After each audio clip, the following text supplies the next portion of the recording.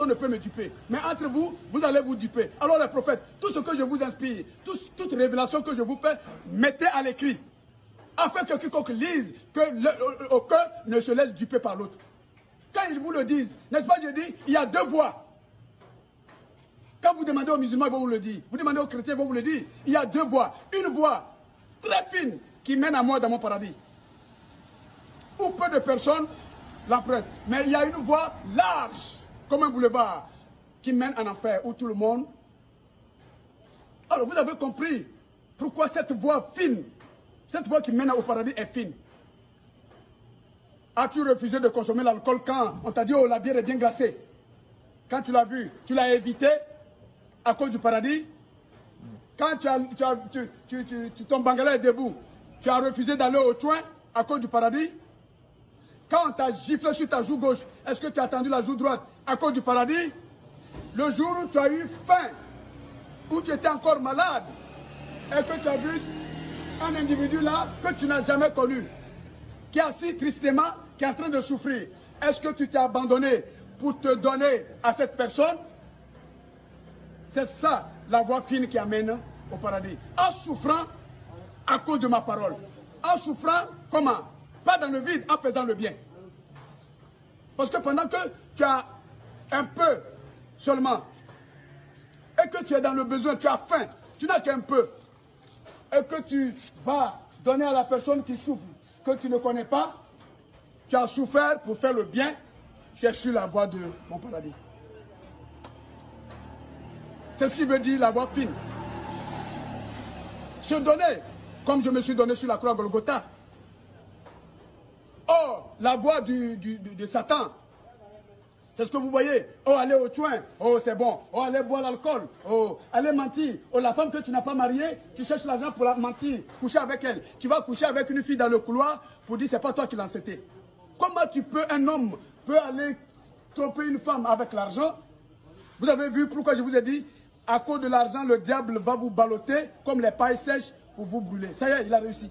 Comment tu peux aller dire à une femme mentir? Tu sais bien dans ton cœur, dans ton âme que tu ne vas pas la marier.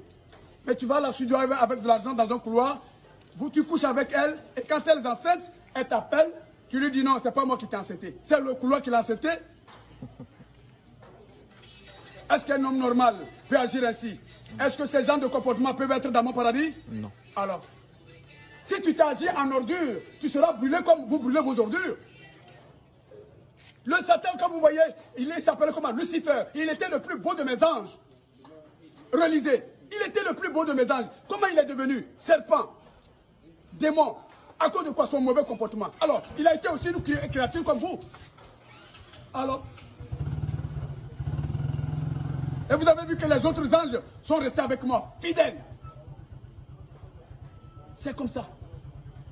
Il n'y a que le juste qui peut habiter avec moi. Mais regarde un peu, si toi, tu refuses de voler, parce que tu as entendu ma parole, moi qui interdis ça, n'est-ce pas, tu te purifies. À cause de quoi? Le paradis. Mais si tu as ton frère ou ta soeur qui vole, qui se prostitue, tu veux que je l'amène avec toi dans mon paradis? Non. Toi, tu es bon, lui, il est mauvais, il va aller te déranger. Alors que ce n'est plus ce monde-là que j'ai fait. C'est pourquoi vous avez entendu la vie éternelle. Et dans la vie éternelle, pas de souffrance. Voyez-vous? C'est pourquoi je vous avais enjoint de souffrir dans ce monde en refusant de suivre les choses de ce monde. Et une fois au paradis, vous n'aurez plus à souffrir. J'ai dit dans mon œuvre, il est difficile. Il y a la souffrance dedans. Mais quand tu sais qu'au bout de cette souffrance, il y a la vie, alors à toi de choisir.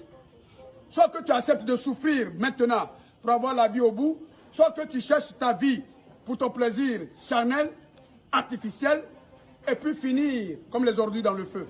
C'est ton choix. Ma parole a été claire. C'est celui qui croit mal selon ma parole qui sera sauvé. Sinon, tous les hommes sont ma créature. Ça, je le reconnais. Et ma parole aussi a concerné tous les hommes de la terre pour qu'ils se comportent bien, qu'ils se convertissent. C'est ça. Se convertir, c'est rejeter la mauvaise vie que tu menais. Si tu partais au soin, tu étais alcoolique, tu pratiquais la combattise, tu menais la vie de débauche. Quand tu as entendu ma parole, ah, je vous ai promis le paradis. Oh, dans le paradis, on ne peut rentrer avec ces esprits démoniaques. Oh, si tu as compris ça, que tu as rejeté, tu as changé, tu as dans la connaissance, tu t'es converti à la recherche d'une vie meilleure.